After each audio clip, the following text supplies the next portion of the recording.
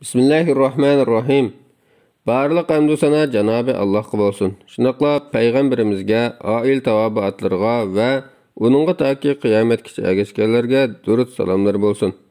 Namazning başta 50 vaqt faraz qilinib, keyin 5 vaqtga yengiltilganlikka haqqida kelgan Isra Miraj kechasi bo'lgan voqealiklar to'g'risidagi hadislar Anas radhiyallohu anhu orqali Abu Zar va Malik ibn Sa'sa'a radhiyallohu anhudan Sahihul Buxoriy, Sahihul Muslim va boshqa sunan kitoblarida rivoyat qilingan sahih hadislardir. Sahih bo'lgandimi, eng yuqori darajadagi sahih hadislardir. Shunga bu to'g'ridagi hadislarni sahih emas deyish to'g'ri emas. Janobi Alloh taolo namozni boshda 50 vaqt farz qilib, keyin 5 vaqtga yengillatgan bo'lsa, nima bo'pti? Alloh xohlig'ini qiladi.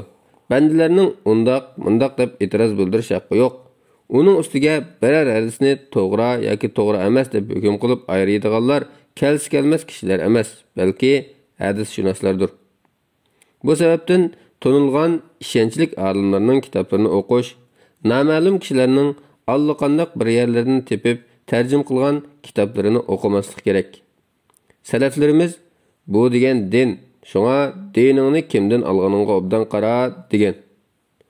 Olimlarimiz ilmning quroli 4dir: seraklik, sog'lom kitob, yetik ustoz va tinmay o'rganish debdikan.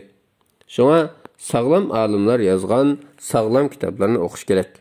Vallohu alam. Fatvoda Doktor Abdulaziz rahmatulloh.